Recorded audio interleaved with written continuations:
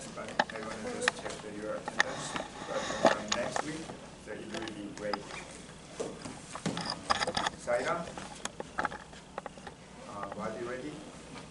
Saira, body ready? Finish, Brian, Inducer, Michael Joseph, and so on. And Burma, Khalidi Hindi, Burma, Anisha Matthew, and Nabina Mecca, and Divya, Nadakudi T, and Leah Satish Nika, and Kalachandra, Ashik Kumar Patel, Venkata Vijay Raidu, Siddharth Serva, Kidok, Aditya, Sanjay Kumar, Shiva, and Udaya, Tigula, Petri Bella, Basra Bellu, Babana. Okay. If your name is not correct, probably you register after semester begins. So I'm going to update this week and from next week. That will be great. Okay, before we start, so I will try my best to put the agenda of each class. So if you are coming late, you can just check the whiteboard and see what's going on in today's class. Not guaranteed, but I will try. So today we are going to cover the introduction of the NoSQL database. Before we start, I'd like to talk about a couple of things that I missed the last class because it was a really big topic, like the introduction of the big data. It is true, without big data, the SQL will not exist. So due to such a huge big data, so even from the database side, we realize it there's the conventional way, which means the SQL, the relational database, is not good enough to handle such a huge amount of data. So first, to understand the NoSQL database, it is very important to understand the characteristic of NoSQL database. Somebody believes that it's just part of the big data, but we have the handling the NoSQL database more in detail. Okay, but it is not possible to think about NoSQL database without the big data. So, the last time I really speed up to explain even the history of the data and the database and the big data and so on. So it's just usually the one semester long lecture. So I missed a couple of things that will be more important for you guys. What is a challenge? What is the opportunity in the big data and the big data system? So I will talk about such things a little bit. And today I'm going to introduce the introduction part of the NoSQL database. It's a kind of overview of the semester-long lecture. So you will get the insight and the overview of what we are going to do throughout the semester. Then today, I don't decide yet, but I'd like to use one of the NoSQL feature service used provided by the Google Cloud Platform. So to do that, anyways, you'd better you'd better know what is the cloud computing and how to use such a cloud computing resource and the services. So today, Maria will introduce how to activate the coupon, which is available throughout the semester. It's $50, but it may be enough to practice the NoSQL database. Not only NoSQL database for your class or project or master project or research, so you can feel free to use it throughout the semester. Okay. Then you will get the idea of what is the Google Cloud. And I'm going to introduce how to start your project. So basically, our project is the research on the NoSQL database. So first part is you are going to select one of the NoSQL database, which is not very popular. Nowadays, it's more than 2,000. I believe it's almost 3,000 different NoSQL databases. So some of them are commercial. It's very popular, like the DynamoDB on the Amazon, or the MongoDB, and what else? The CouchDB, the HBase. Those are popular the NoSQL database. In addition to that, there are many other NoSQL databases. So you are going to select one of them, and the first part of the project, you research what is that, what is the characteristic, and what functionality and features are available, what is the modeling technique, and so on. Then the second part after installing such a NoSQL database that you select, then implement something database. So you are going to do the modeling. So some of the, for example, I select a graph database. So you need to model your graph data based on your selected database, NoSQL database. Then implement some application, like for example, think about your advanced database course. In your advanced database course, you design the database. Then create your database, insert the data. Finally, you implement a program to access the database. You are going to do the same thing. So after you create the NoSQL database, so they provide, most of the NoSQL database provide interface. Some of them are SQLite interface, the others are API level. So some of them are very limited program language supported, like only Java or the Python. But most of the commercial or the popular open source NoSQL database provide the general program language. So you are able to implement the application in the one part of the database system based on the NoSQL database. This is what you are going to do. So first step, as you can imagine, you need to select one of the NoSQL database. So I want this time, it's not the group project, it's an individual. So you can research on the one specific NoSQL database, which means, so if you research on the one of them, the total we have the 20 students. So we can get familiar with the 20 different NoSQL databases. So I'm going to combine all of the report. Then later, when you have a chance to use one of them in your project at the graduation, so you can refer, you can use such a documentation. So I'm going to provide at the end of the semester for the kind of a proceeding report of the project. This is my third time, I believe, not sure, third time to offer the NoSQL database. Last 2 semesters, the student did the same thing. So you are not going to use cannot select such a NoSQL database which is already selected. So those are available on Canvas. So if you go to the Canvas, the file, you can find the previous proceeding that the previous former student did.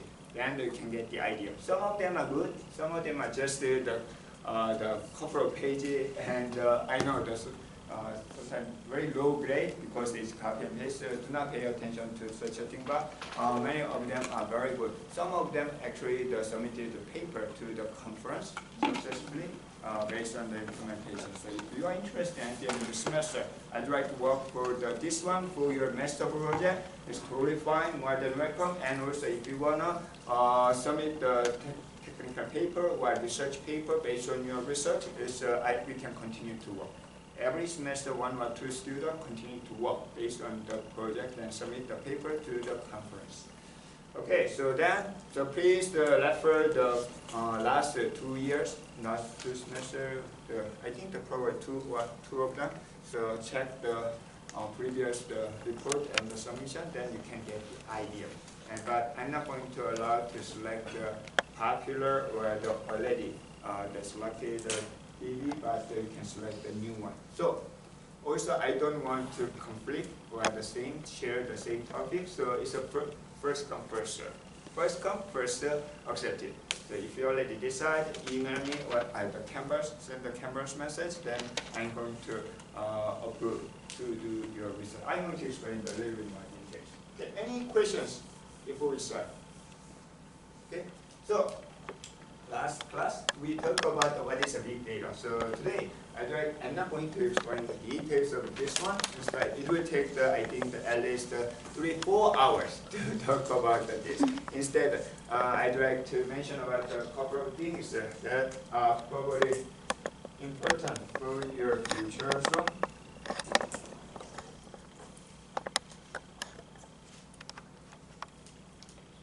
So we know what is big data. So I'm not going to explain again and the importance of them. We already discussed about the characteristic of the big data. Anyway, big data is a big data, but you need to consider your capability.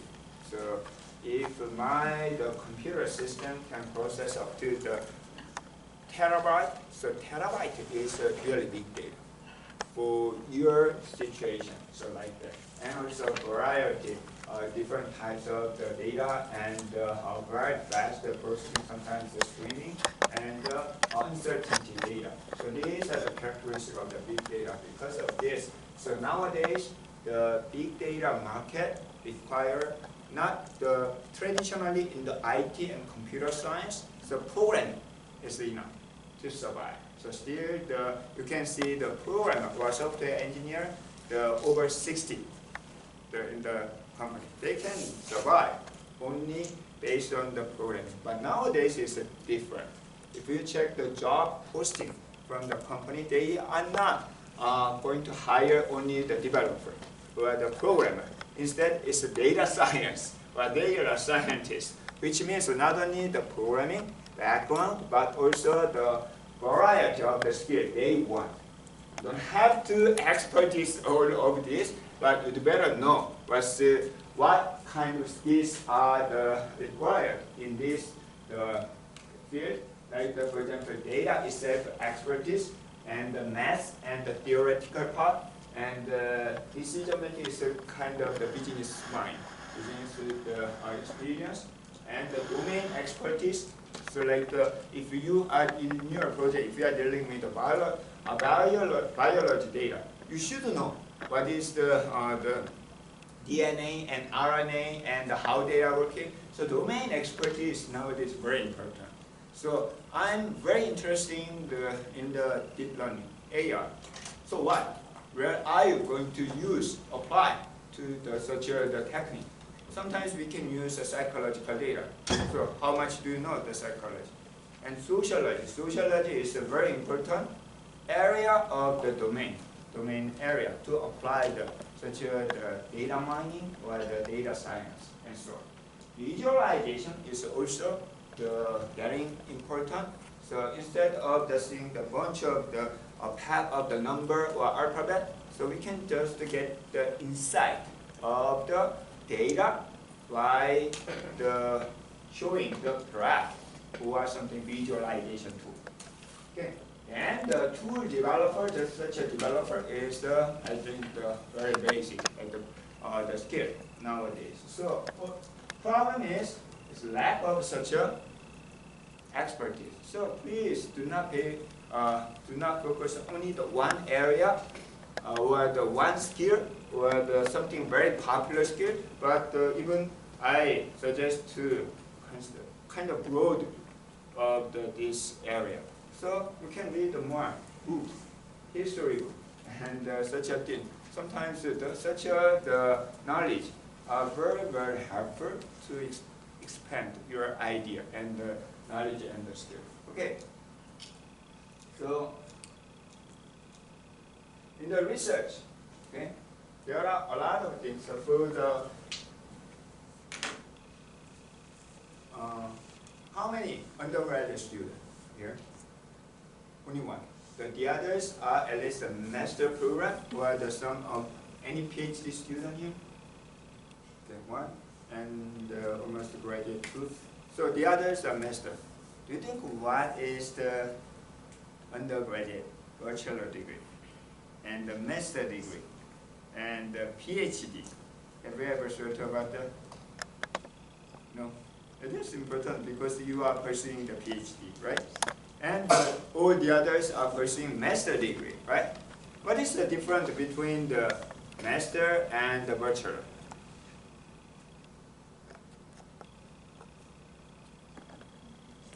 So at the master level, you're starting to explore things at a deep level.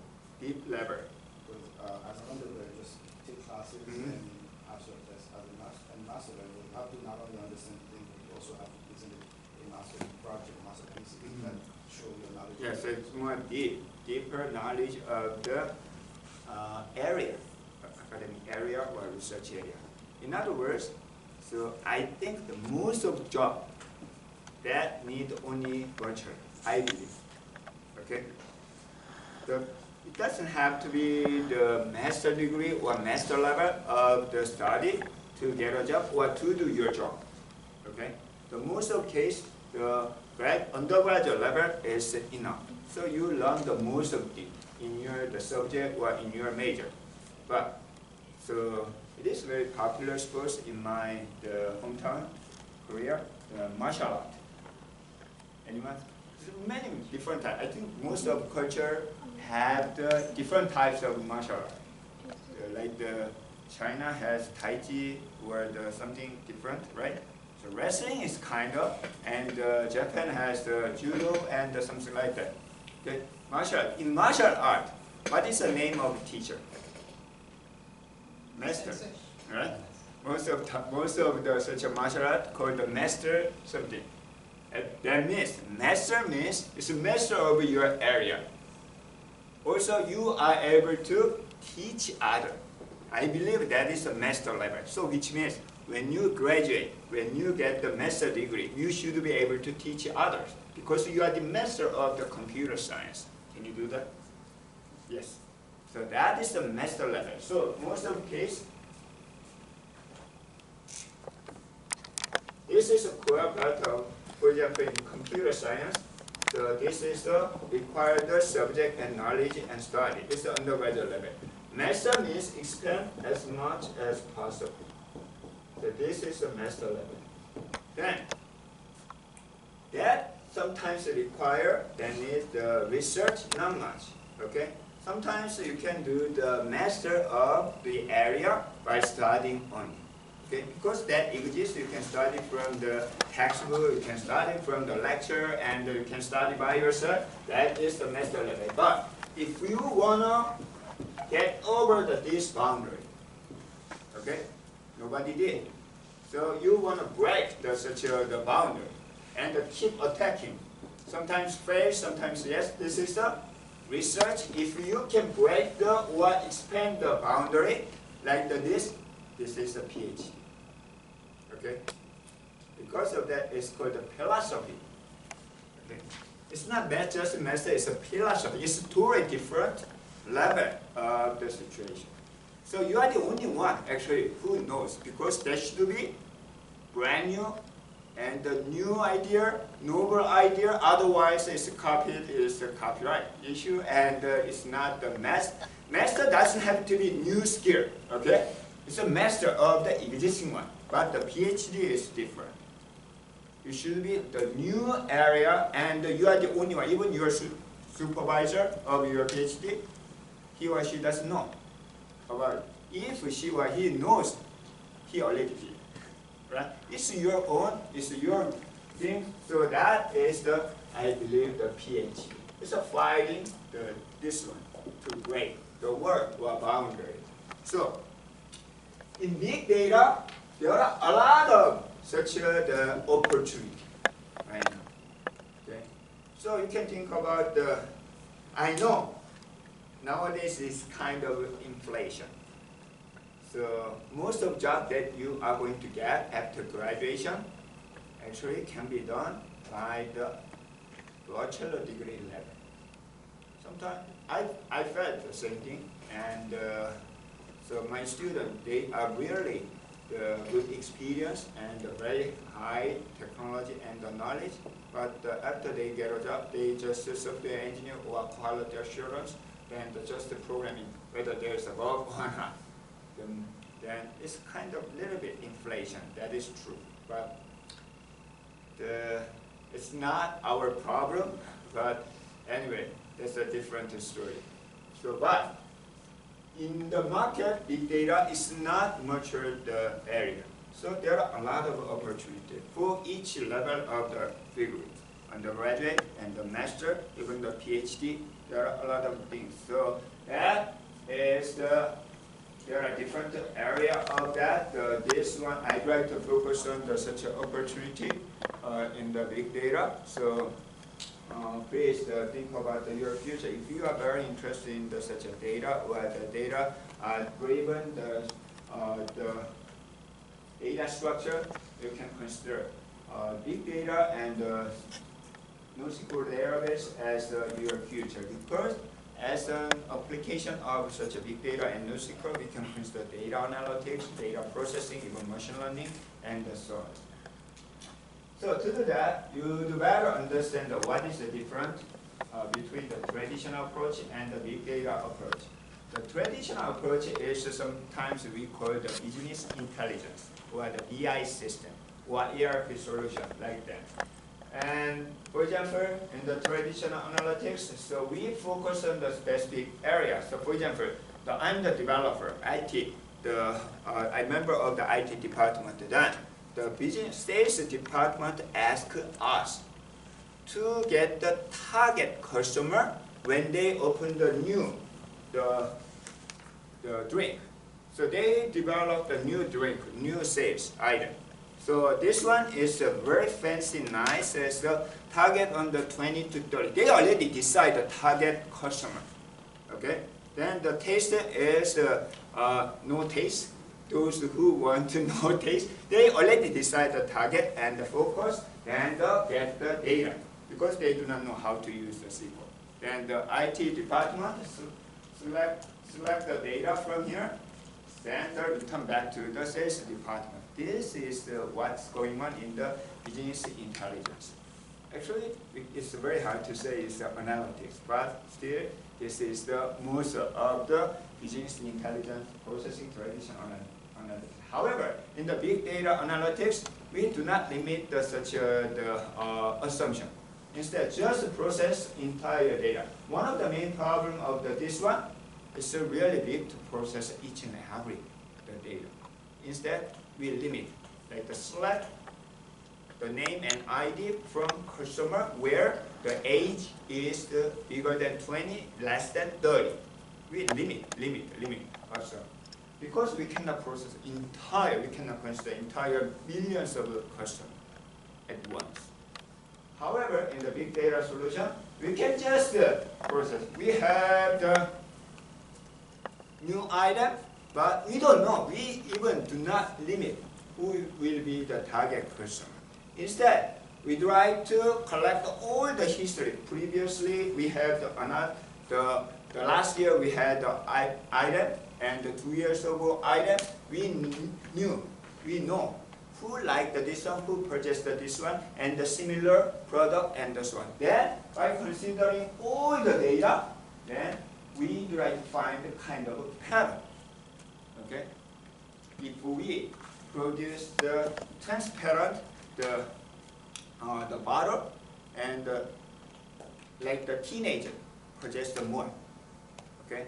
If you are expertise on the sales, you know, but without such a knowledge, by finding something pattern of the purchasing pattern from the historical data, then we can extract, analyze such a pattern that use for the future. That is kind of the example of the big data processing. Then there are more things like it's not the static data. Static data means using the Oracle database, we put all the data and select. However, while we are selecting the data, there are new customer. It's a streaming data. So big data usually can handle such a streaming, live, real-time data also. So this is just the beginning. So it is not enough to emphasize on the importance of the big data. So even though this is a 2015 data, even the 2018 right now, so more and more demand on such a big data expertise. Not only just the machine learning or the deep learning expertise, but overall the big data that include big data processing analytics, that include machine learning. There are a lot of the examples of the application. So this is the kind of area of research based on the big data. And eventually this will be opportunity of the job later. So I don't think about such a thing. Some of them are already, like the social media and the healthcare and the telecommunication. They are using a lot of the such a big data solution as well as the data analytics. Okay, so that's the end of the chapter 1, introduction of the big data. So today,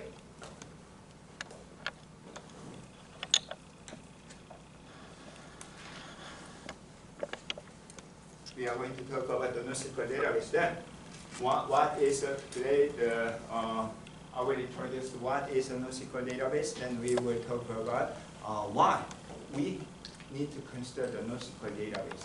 But why the relational database, the RDB, Oracle, MySQL are not enough to process such a data. Okay, before we start, if you do not have any idea of the NoSQL database, I strongly suggest to, this is one of the best summarization of the NoSQL database from the Amazon NoSQL. So you can watch a couple of video and read this one, so that you can get the overview of the NoSQL database. But today also I'm going to introduce such a little bit more details of this one. Okay. And also, I tried to find the latest one, the Gartner, the market, the analysis, but I couldn't. There is a 2016, but it's not much different. So I cannot find the 2017, but very similar, but I tried to find the same source of the market share, the graph, then we can compare. But basically, it's not much changing. This one shows the market share in the database, market share of the database. As you can see, the Oracle is combining both relational database and the NoSQL database. Oracle, MySQL, including MariaDB. Anyone who knows the MariaDB? It's also open source, a free database. It's getting the highlighted spotlight. So it's very same as MySQL. After MySQL merged into the Oracle, right now the MySQL is a part of Oracle. It's still, even though it's a free open source, but the people do not believe the MySQL in Oracle is really open source. So they try to make the really free open source MySQL style the relational database that is a MariaDB. So sometimes we consider both MySQL and the MariaDB together because basically it's exactly same architecture, exactly same functionality, exactly same the kernel of the database management system. Then followed by the Windows family, the product, which is a MySQL server. Then you can see the MongoDB and the others. So it is true, even though the NoSQL database is getting popular, it's still way behind of the such a traditional, the relational database management system.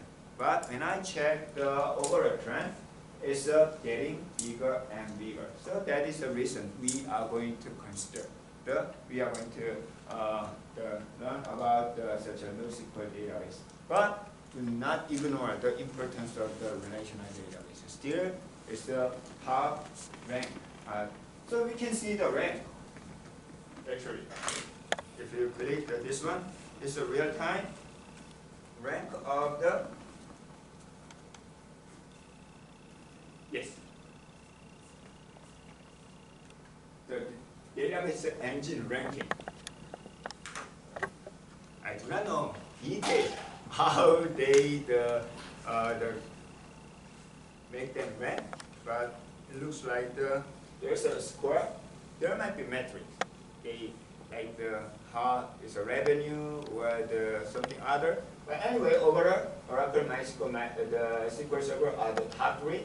PostgreSQL is also, the MongoDB is the fifth, and the Elasticsearch in the AWS is the seventh, and Redis and the Cassandra. So among the top 10, only 1, 2, 3, 4 of them. But important thing is getting higher and higher.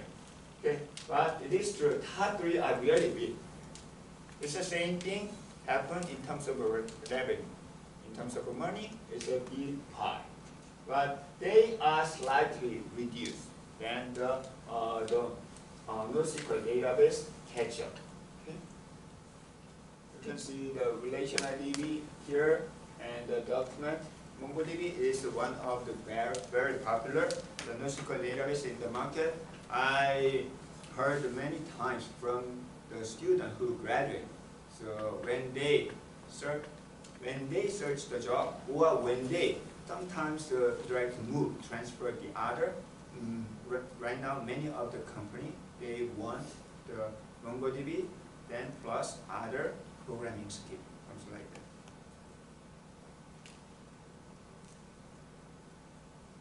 So this one shows the importance of the NoSQL database. Not only NoSQL database, traditional database is also.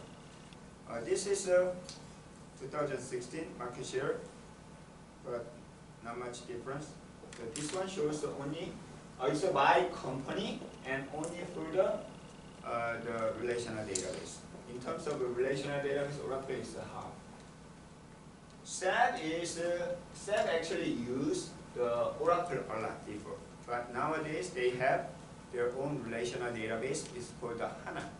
So SAP HANA. So you probably seen the job description, experience, so on. SAP HANA. SAP HANA is their own relational database. They actually use the Oracle before a lot when I worked for the company.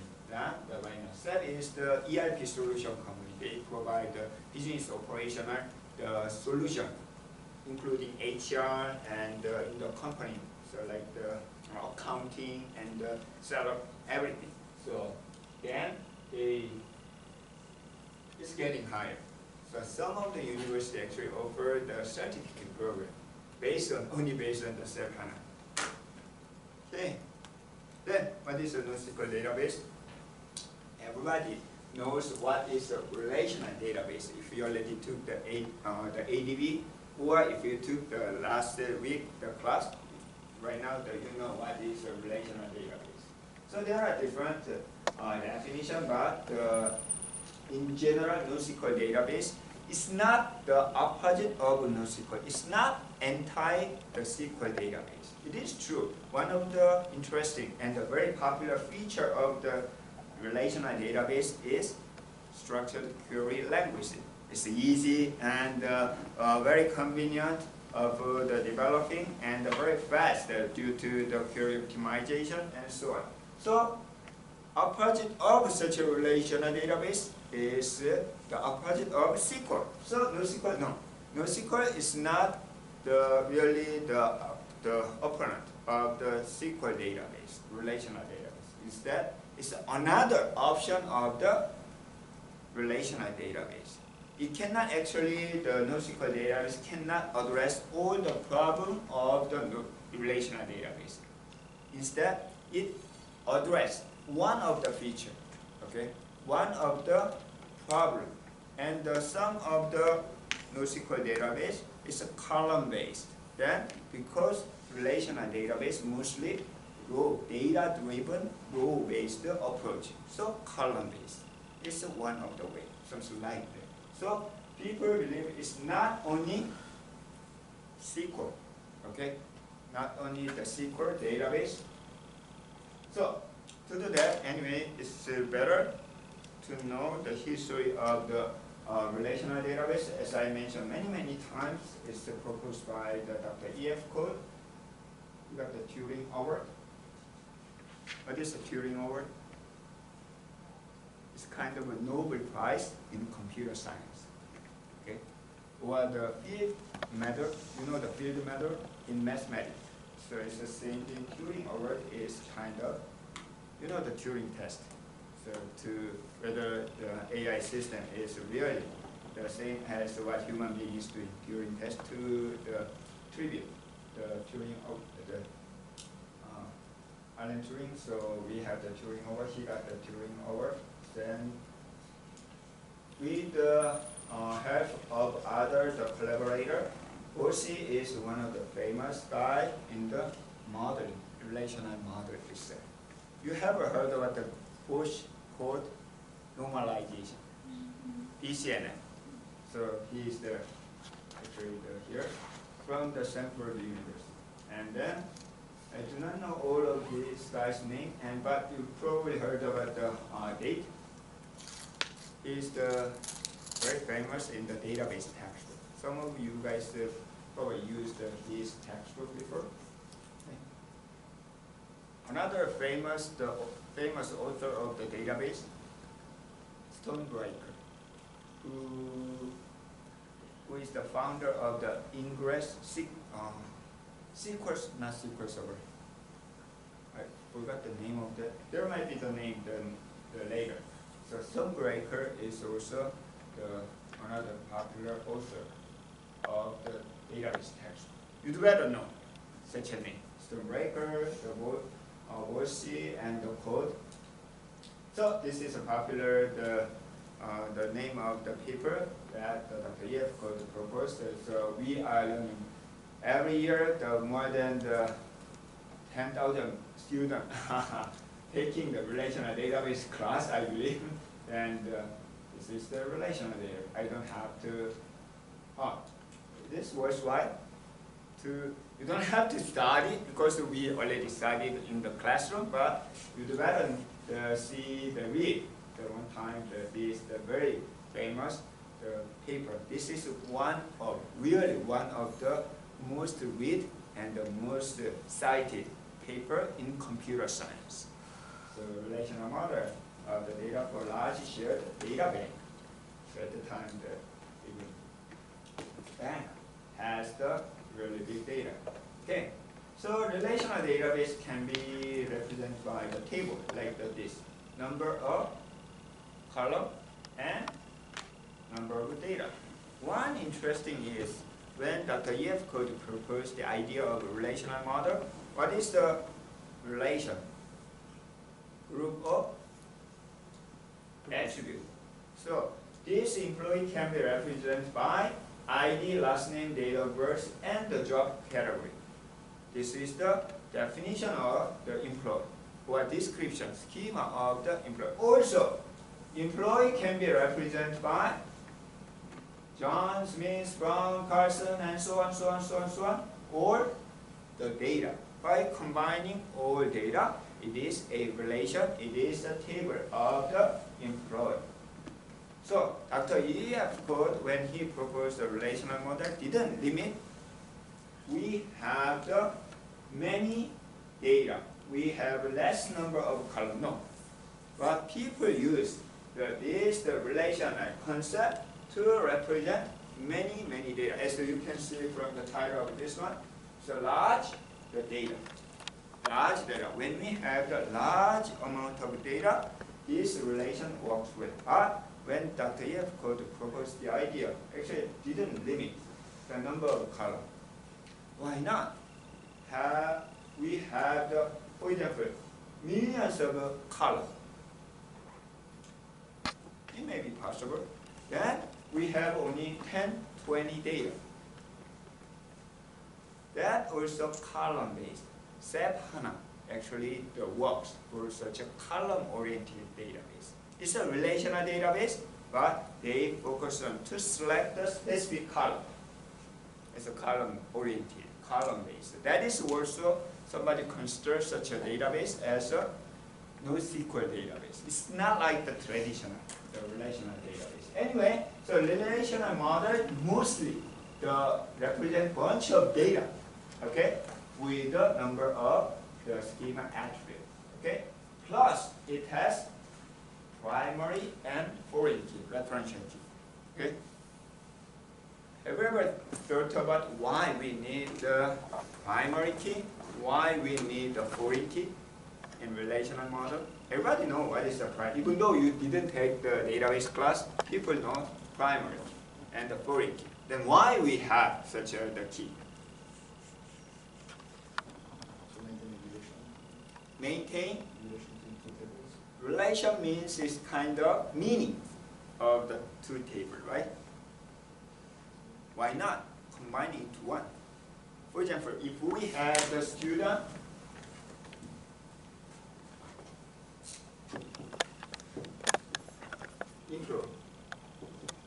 employee and department, we have DNO here 1. So DNO is the D number. This is a foreign key. And this is a primary key, ID. And this is a primary key. This is a typical, the model of the relational model. Then, why we need primary key or foreign key such a key? So we needed the amount of data that we want to process. Which means, for example, so there is the DNO1, 1 should exist here. We cannot create the employee whose DNO is, for example, 1,000. But 1,000 is not here. That doesn't make sense, right? To keep the what? Consistency, meaning, or specialty of this one. However, it may be possible there are students who does not belong to any department. Is it really impossible in the company to hire the employee who does not belong to any department? If CEO wants, we can do that, right? So I'm the CEO, so I'd like to hire you, but you do not belong, so you can just kill the time, then I will give the salary. That may be possible, okay? But relational model does not allow such a thing. Once you create such a foreign key, you should follow this constraint. Why?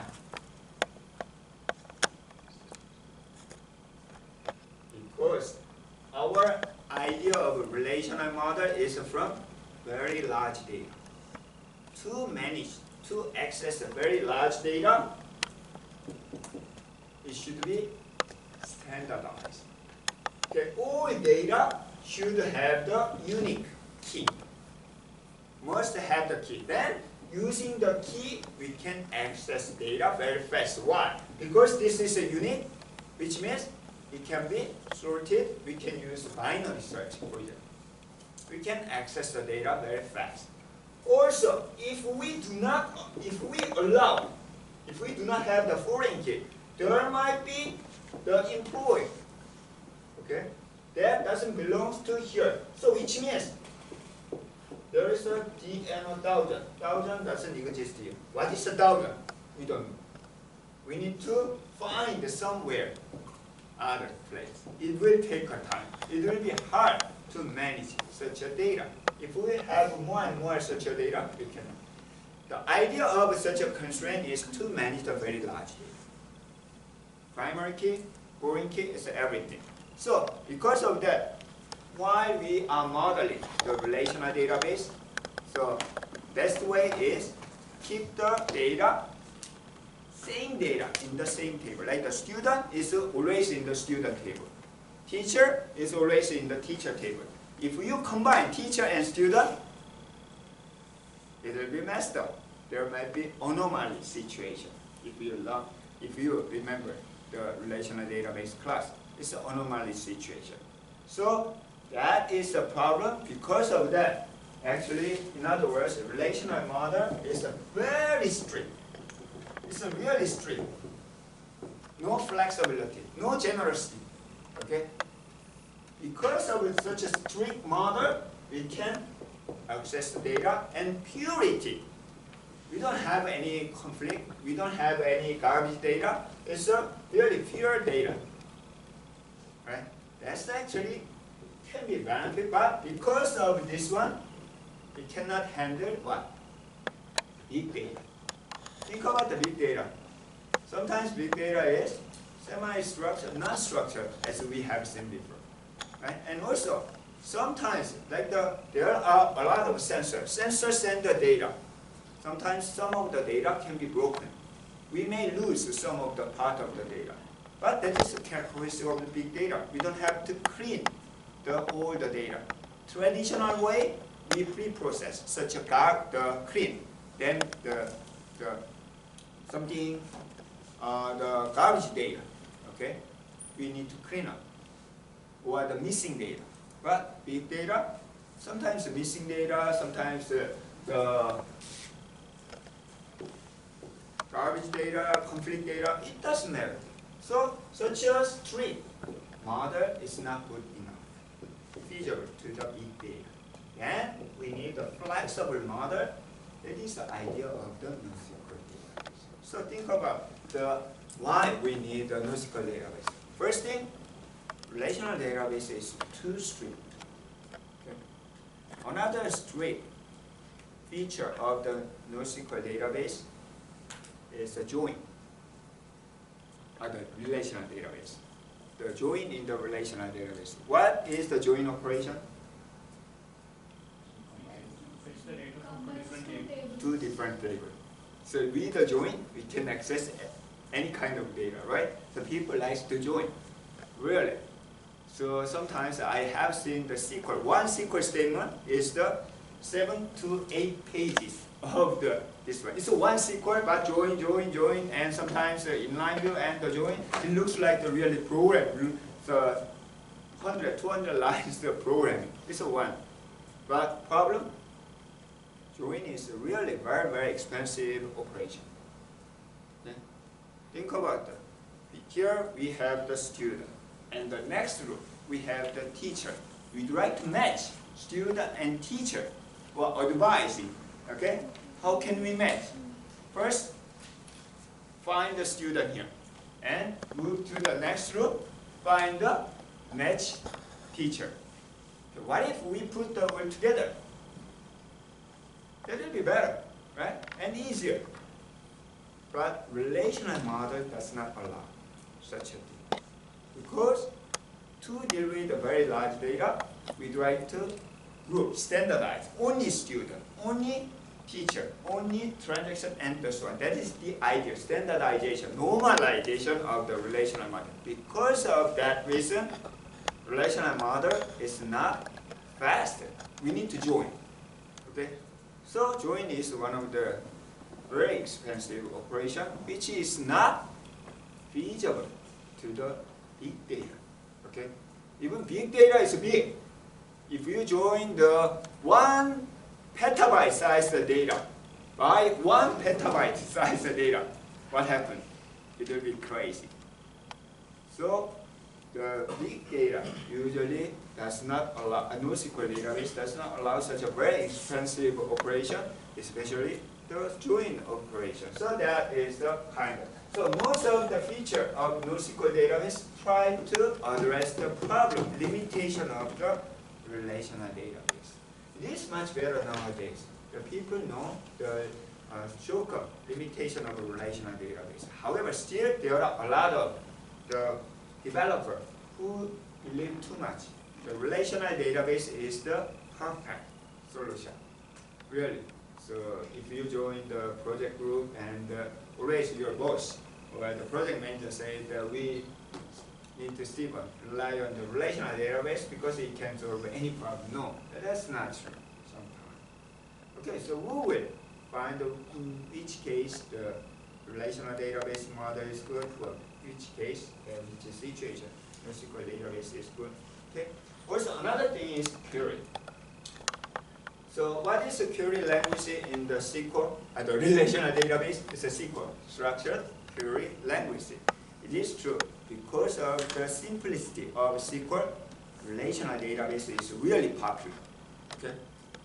In my class, how long it takes to learn the SQL? 10 to 20 minutes. That's enough. More details is there a lot of complicating, but basically everybody can use the SQL by understanding select column from table. That's it. Then sometimes where condition.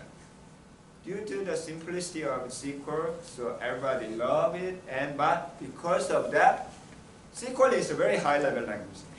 You should convert it. And table. So some of the NoSQL database ignore such a structured query language.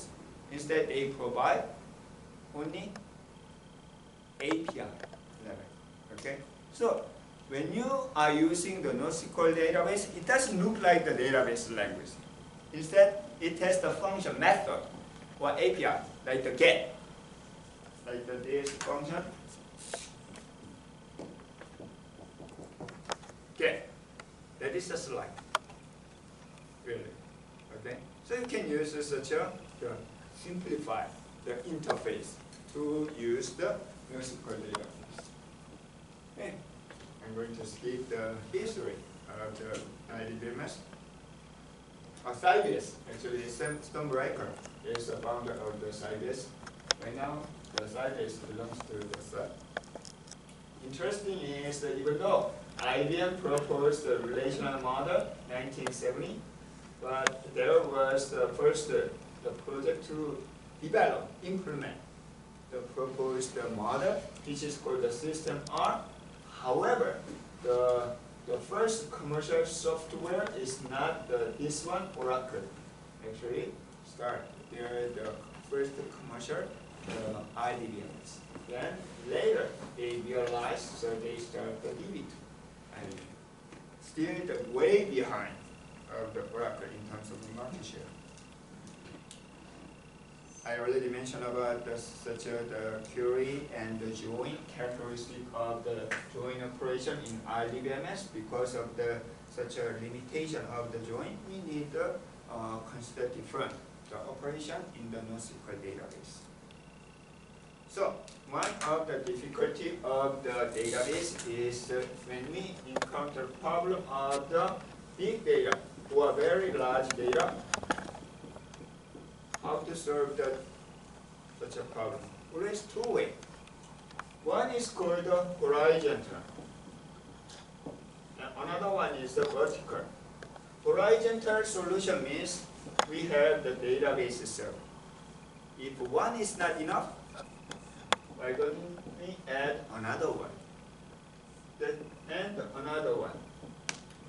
This is the kind of divide and conquer. So distributed database system. We can handle the big data using distributed database system. On the other hand, the vertical solution. Vertical, the scalability means instead of this is not enough. So we are going to make the bigger size by adding CPU memory.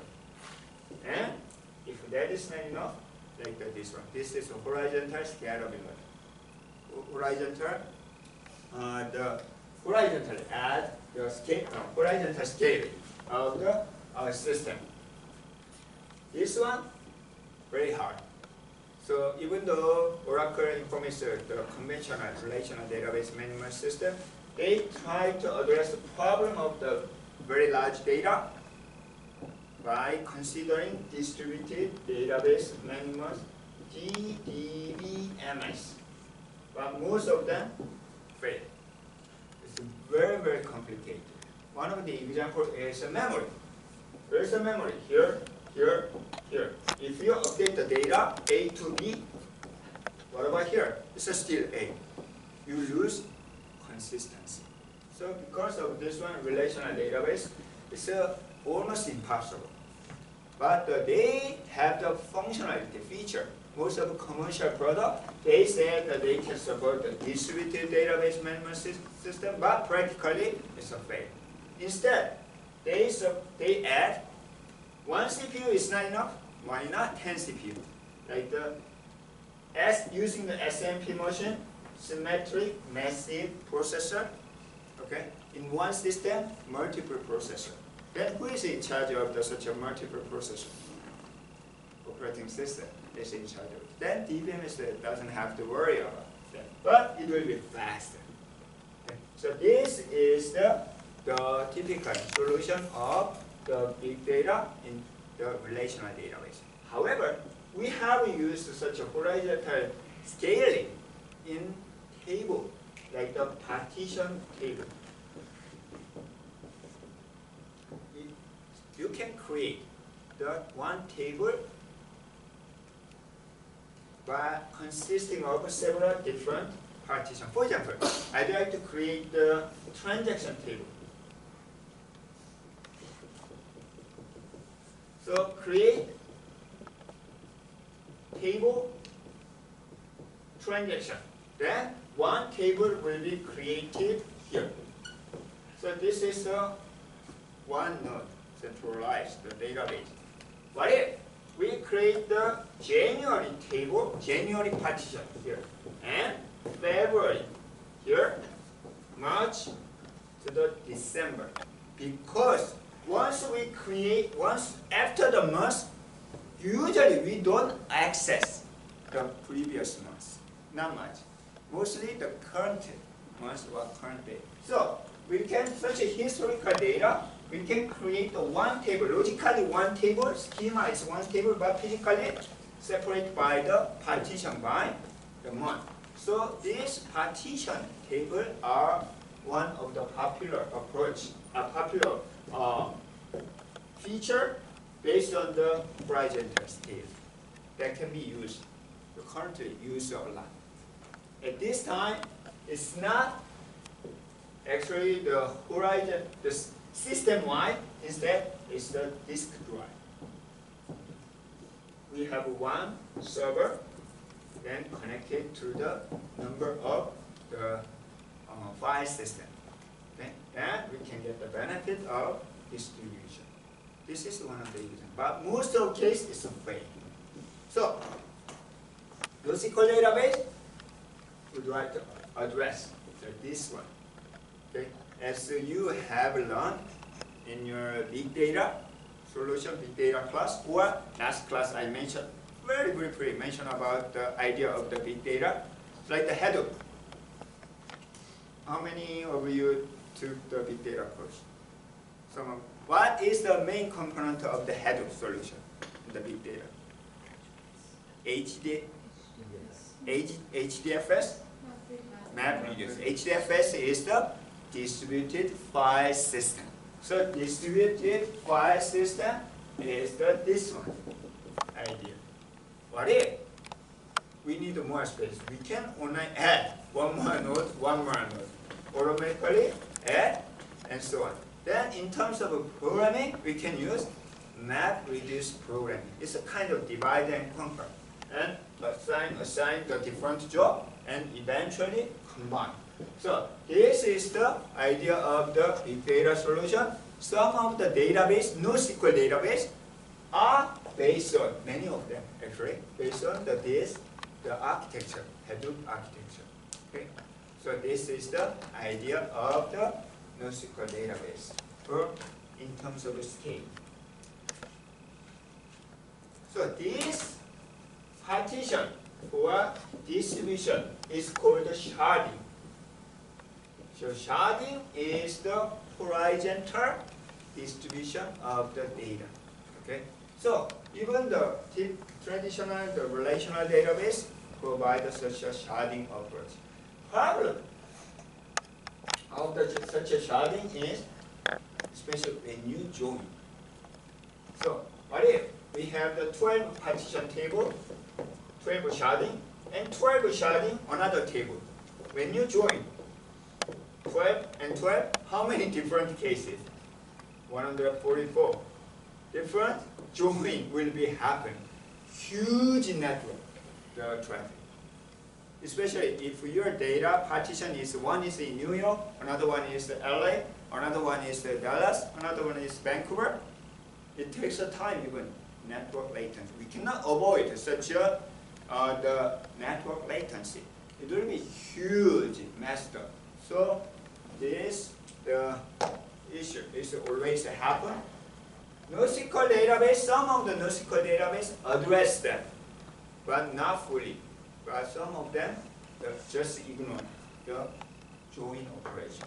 So join is not mostly the recommended in the NoSQL database. So in terms of a transaction, so what is the difference? So you try to understand the idea of a NoSQL database considering relational database, mostly to address the limitation of the NoSQL database. So one of the characteristic of the relational database in terms of transaction is the ACID. You probably learn in your advanced database design class. A, atomicity. C, consistency. I, isolation. D, durability. Means, atomicity means, so all or nothing.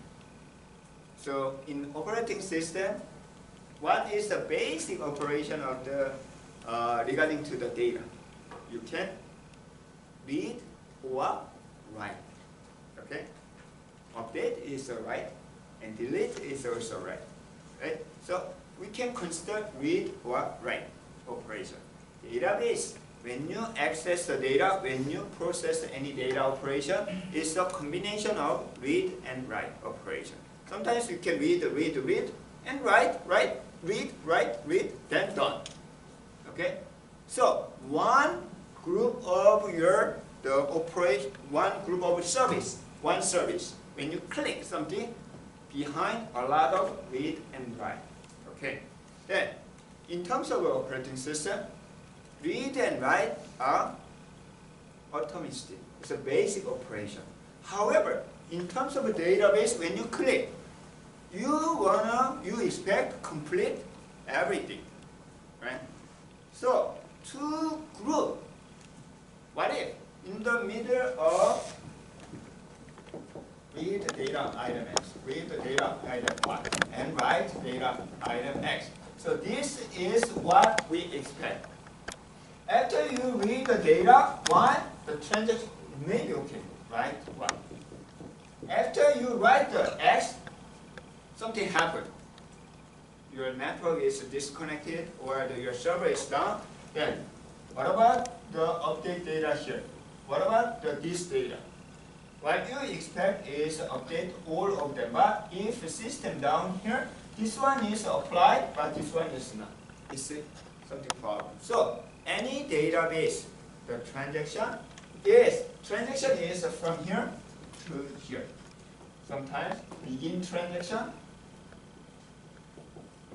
and this is the end transaction. How to end the transaction? Commit or abort. That is the reason whenever you update the data using SQL, you commit. Sometimes not. Why? It's automatically committed. So if you do not commit your data, it will not be applied. You cannot guarantee this data. So that is the automatic. So if your transaction is committed, if your transaction is successfully finished, then all the change of inside the transaction will be applied.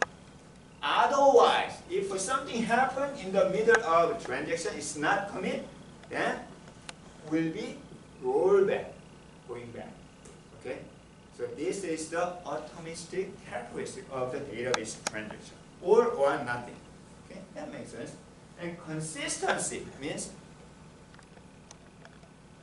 if I update and transaction is successfully finished, should be available to other users. Okay? It's okay. However, what if my transaction is not done yet? It should not be. Even though I update this data, okay, but it's in the middle, it should not be. Okay? So consistency means it's one state to another database state. So that is a consistency. No matter where the users are. So that is a consistency. Isolation. While this transaction is going on, this transaction is isolated by another transaction. Another transaction. One of the example is run the two exactly same operation at two transactions. Transaction 1 and transaction 2 same time. And doing exactly same thing. Then what happened? From transaction 1 point of view, it's a one database state. And from the transaction 2 point of view, it's another database state. They are different, isolated each other. Until when? Commit or roll back. Then, what if two transactions are running exactly concurrently? Is it possible? No. Instead, database schedule. That is a serialization. If you remember the database topic, serialization is kind of like very similar as the CPU scheduling. They make the serializable scheduling, then consider. So it's a concurrency, but concurrency doesn't mean exactly same time update. No, to address such a synchronization problem, scheduling is a serialization. That is isolation. There are different levels of isolation in relational database. Some of them are very strict isolation, which means even though you read the data, it cannot be, it's locked, everything. The other transaction cannot access this one. Sometimes it can be very flexible. Relax the isolation, which means if you update this one, other transaction can see the update. Even though before commit, they can see. So different level of the isolation. The last one, durability. Once you commit, should be, no matter what happens. Then why is the problem after commit? Commit does not mean really write the data, update the data to the hard disk drive. Always write the data where? Memory.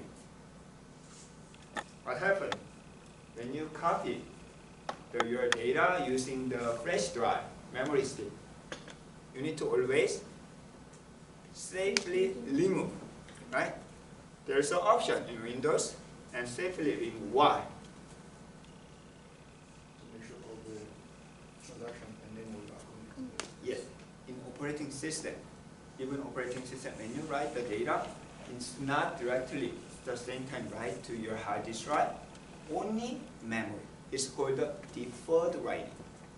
So even though you commit the database transaction, it's not applied to the hard disk drive. So A to B, but it's still A after commit. Only memory has the B, update to new data. Problem? What is system now? It's still A, but it's supposed to be B. If this is still A, that is not durable, the system. But relational database will provide the durability by using it. One of the solution is write a head log. When you update the data, when you commit it, all the transaction activity will be logged. So log is in the durable media, like the secondary storage. So when you start up, so for example, what if you unplug your system or just pull out your battery? Later, after when you start up, reboot your system, it will take a longer time, right? Why? They check whether data are consistent. Check the log data and the real data, because there are some of the update data in the memory was. So checking. So this one is the same thing. That is the durability. So relational database model supports such a very strong characteristic of the transaction, ACID property. It's very strong actually. Because of that, was popular, still popular, reliable. The solution of too many the very large data. Okay. What about the big data? NoSQL database, as we have seen here. Is it possible? That is the starting theory of most important theory of NoSQL database. So to do that, to understand such a thing, we need to understand CAP theorem. So we will spend the one day to know about the CAP theorem. Very briefly, CAP theorem means there are three properties of the distributed. Our solution, anyway, this one, distributed, the system. Database, distributed. And the system, distributed. Okay? So for the horizontal scaling, charting, so when we have such a distributed system, there are three properties of the transition. One is C is the consistency that you know. Okay, consistency. Then A is availability. No matter what happens, data should be available. Why? Because maybe disconnected, or the one node is down, but data should be available.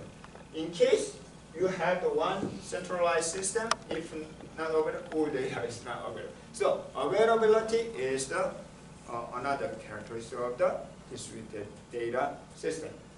The P is partial tolerance. Partial tolerance means in case of the something happened on the system, it should be recovered. In case of partially problem on your distributed system, it can be tolerable such a partial failure. It's a partial the tolerance. So three characteristics of the distributed system. Problem, we cannot get the all three characteristics in a distributed system. Only two of them. That is a cap theorem. So we will talk about the details later. Then even the relational database cannot support all these three. So instead, relational database support one. Consistency definitely, and availability. Right? Because of that, it doesn't make sense. Such a distributed database system. It's a C and A. So relational database support the C and A.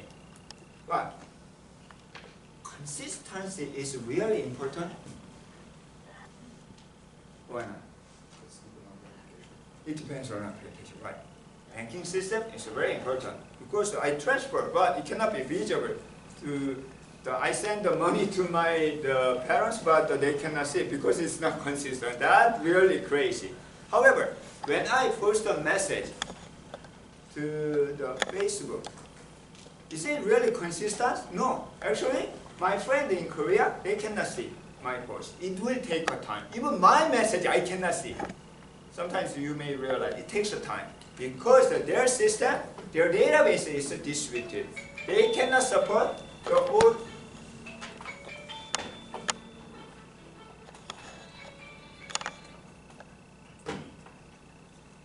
From the public school, they also have the early dismissal tomorrow because of a heat wave, except university. We should give. Okay, so it's a cap theorem as the general theory to understand the distributed database system. So we are going to understand throughout the semester the NoSQL database. Some of them support only C and A. The other support A and P. And the other support only C and P based on what? The characteristic. So when you select the database, NoSQL database, you can think about what types of database. Some of the DBMS claim they can support all these three. But it's a little bit tricky behind to address such a problem. So to do that, we need to understand what is the consistency, availability, and the partition tolerable layer. Okay, and prove why the cap theorem. Okay, so as you can see, some of them CA, some of them CP, some of them AP, like this one. IDBMS relation is a CA. So because of this reason, it doesn't make sense to have the distributed database system. Real distributed database system. Some of them, like the MongoDB, focusing on the consistency, partition tolerable, not availability, which means while we are distributing the data, sometimes may not be available. Okay, so that is the MongoDB, and the CouchDB and Cassandra and many other support even the consistency, because the consistency itself is not very important, but instead the user, they cannot be tolerable if system is not available. At least, even though no matter what type of hurricane, disaster, or the network failure should be available. Okay? then the recoverable in case of something the partition problem. So focusing on the many of the NoSQL database, focusing on this one. From this point of view, you can understand why we have such a NoSQL database. But it is true nowadays, some of the NoSQL database claim they can support all these three. But a little bit tricky, way behind. Okay.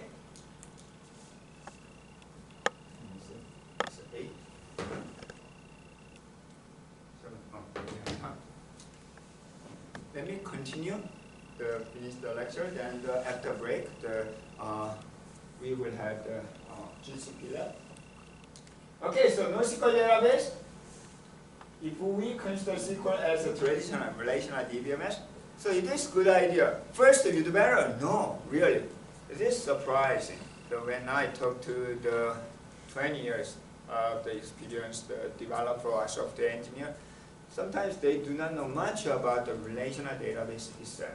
Too much belief, sometimes too much, they just ignore. So to understand the NoSQL database, I believe you'd better understand the tradition. What is the problem of the NoSQL the relational database? What is the benefit? What is the disadvantage? So on. Then we can have not only SQL, which means we can address some of the problem of the relational database. Especially the focus is it is true when we have the big data, but not only the big data, so like the different types of structure of the data for NoSQL database.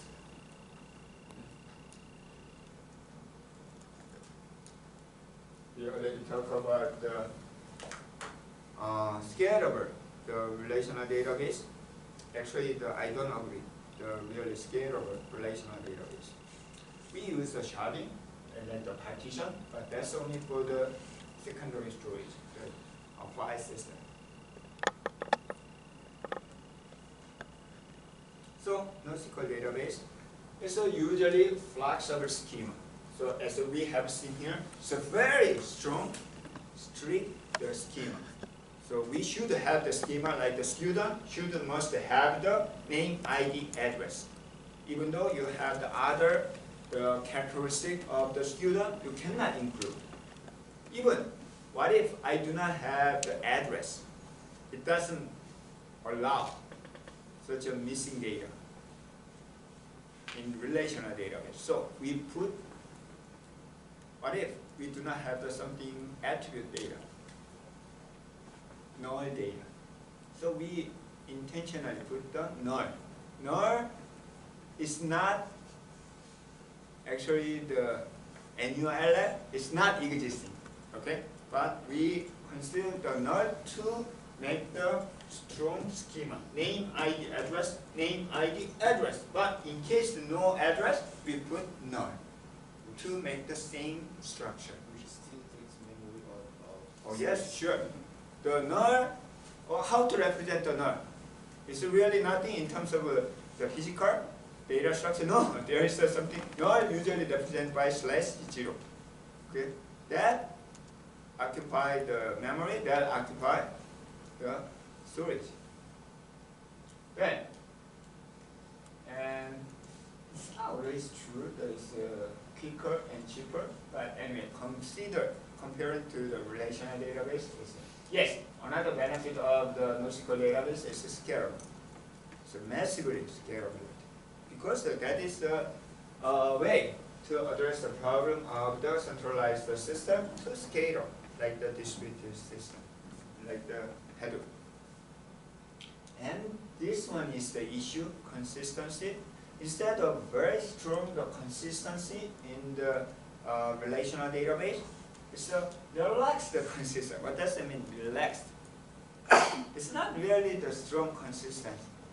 Instead, because people like the consistent data. What if I upload the data in the Facebook, but never consistent, which means it may be possible it will not be updated in the country. So my family may not see the data forever. So, but what if it's 2 minutes, 3 minutes later it will be updated. So eventually consistent. It's not real-time consistent, but eventually consistent. That is a relaxed consistency.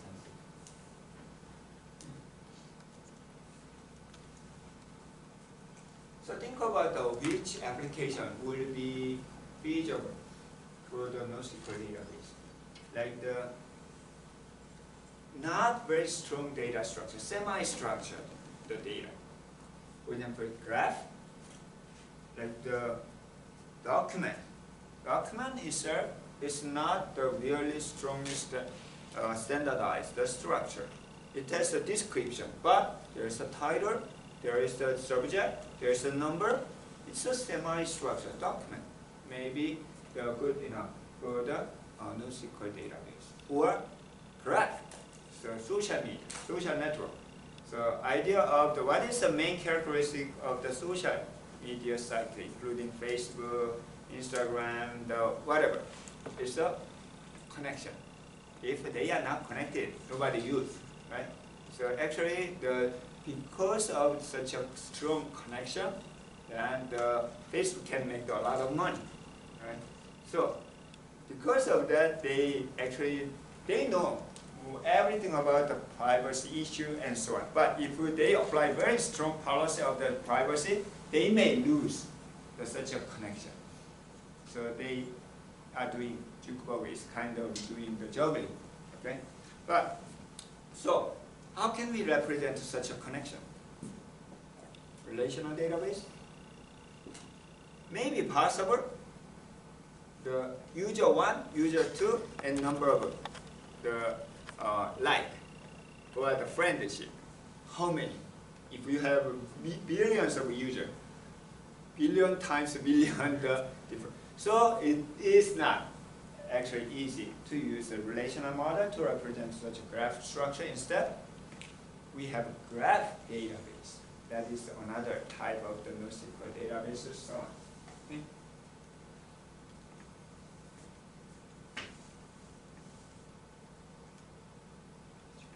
And also another characteristic, as I mentioned.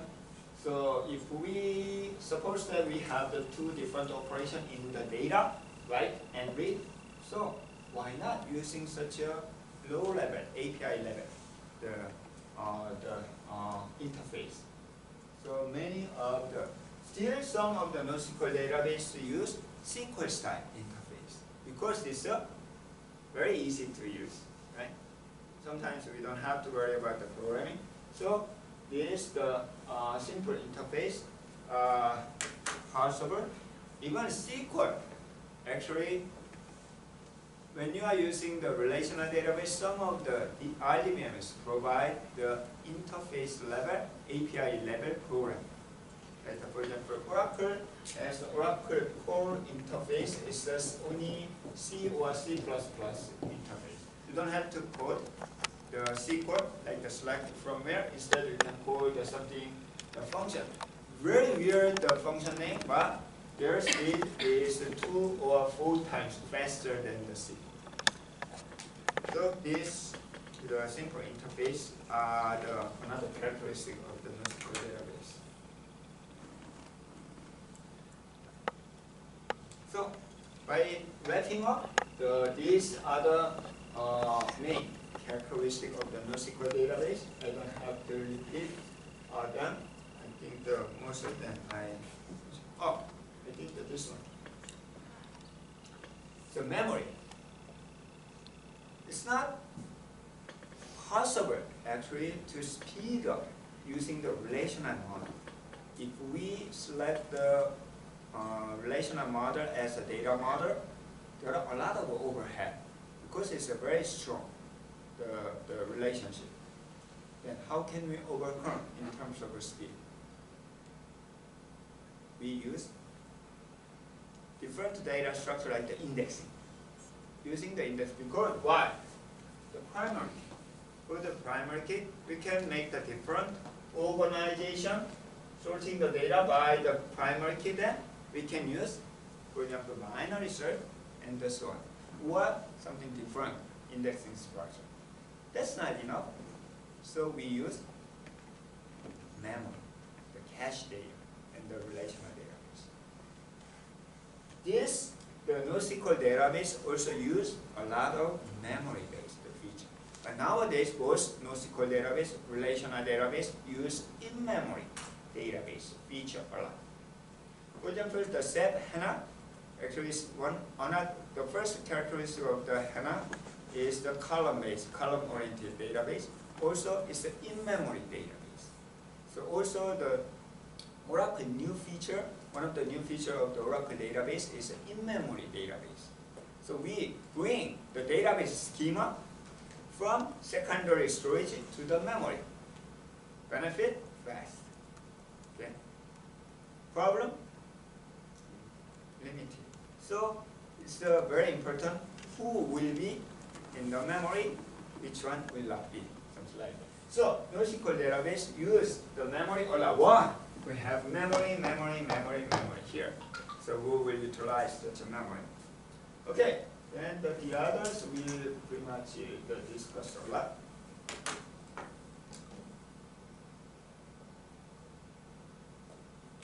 So instead of using HCID, NoSQL database use sometimes it's called a base. We will talk about details in the 2-3 weeks later. So basically, available, soft state, eventually consistent, which means relaxed consistency.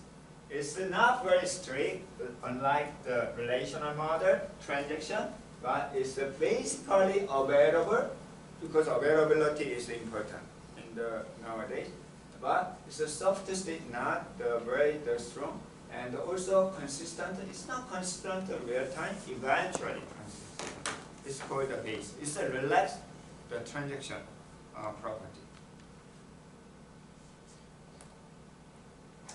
Wow, there are many NoSQL database here. Some of them only selected one. Some of the name you already know, like the HBase, based on the Hadoop, the distributed file system. Cassandra is also popular. It's a cloud data, and yes, Amazon SimpleDB and DynamoDB and so on. There are many, but we can classify them into four categories. One is the document, second one document database. So, which document is the most popular document in computer system? HTML. HTML is a document. So Google actually realized they collect a lot of the HTML file, which means they have a lot of document. Then they need to search using keyword, search a document. That's the basic operation of the search engine, right? Collect all the document and make the index based on the keyword. Okay. Then to do that, relational database definitely not the good solution. So they build their own. So that is the document database system. One of the popular document databases is MongoDB. We are going to practice MongoDB also. Then, as I mentioned, database is mostly data-driven. We have a lot of data. And a very strong schema. What if we have the relaxed column? For example, he is interested in the baseball, but the others do not. So do I ignore such a characteristic? Because of it, do I create the baseball column? So relational database, you should do either ignore or create a column. But in the NoSQL database, you can create his own column, baseball. Okay. Instead, we can just consider the group of column, like the demography, or some personal and academic, which is called the column family. We will see the more detail. The example is the big table and Cassandra. So Facebook actually developed such a Cassandra NoSQL database, and which is column-based.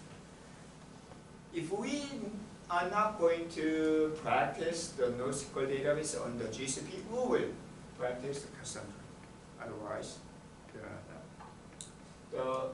as I introduced just before, graph-based database system deal with grab the data structure. Then this one is the most popular due to the big data. When we process the big data using the Hadoop, we try to find what? Key and value. If you didn't take the big data the class, it's different from the primary key and the value. It's a different concept. It's a key and value. So I will introduce the more about such the key value and the Hadoop solution while we are talking about the Hadoop next week probably. Next week. So these are the, we consider data as a key and value. So these four are the category of the NoSQL database. It belongs to one of them. Sometimes some of the DBMS support the multiple, but mostly we can consider one of this category for the NoSQL database. I'm not going to explain the details of each. We will discuss throughout the semester.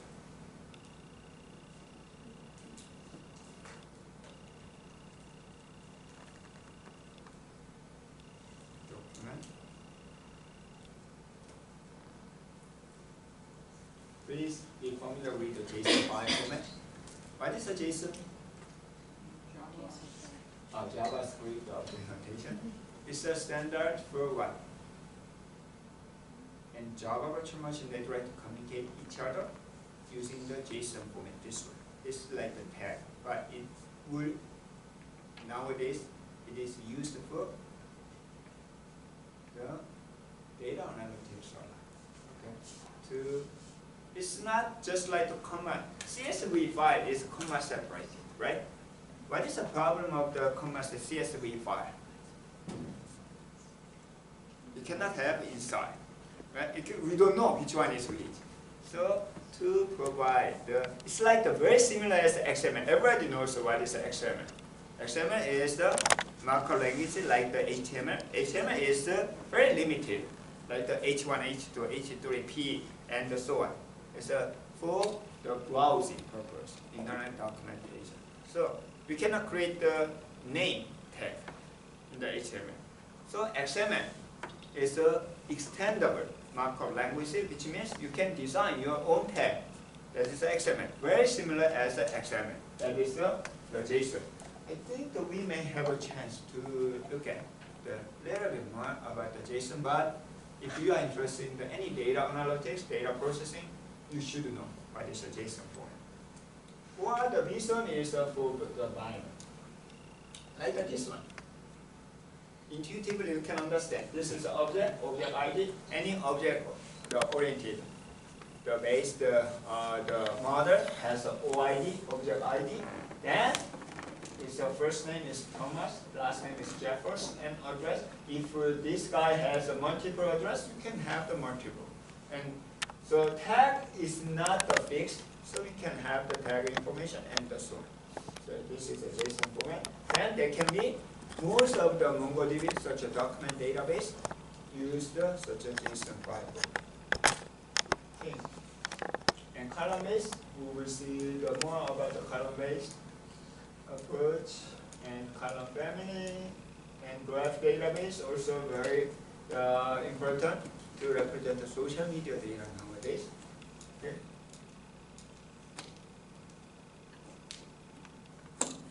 SQL is the perfect solution to make the data, not always. Okay. As we discuss a lot, consistency is still a problem. Okay. So and also it is very young, which means usually we have a MySQL, we have Oracle. Then the most of the company, they try to use the Oracle rather than the MySQL or the MariaDB. Why? In terms of functionality, not much different. But in case something happens, somebody should be responsible for that, like the maintenance issue. Okay. So same thing. NoSQL looks like good, but who is responsible for that? Some of you will select the database, NoSQL database, which is for individual, the research purpose, or something non-commercial. purpose. Then it's not very responsible. Sometimes it's not pursued. So still relational database is used a lot. Okay, I don't want to repeat the summary of this. Then one more thing. So SQL is the relational database is paid out? No, it's not true. So there's another the name. You don't have to pay attention to a lot. It's a new SQL to overcome the NoSQL. NoSQL is going back to because the relational database is still good in terms of consistency and reliability and so on. So by adapting some of the idea of a NoSQL database, like the scalable, and we try to keep them consistent. One of the examples is the Google Spanner.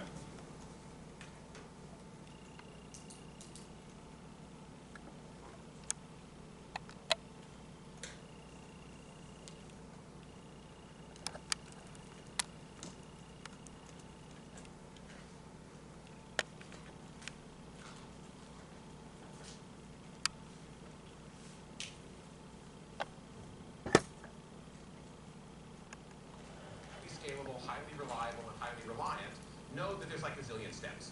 You've got to configure machines. You got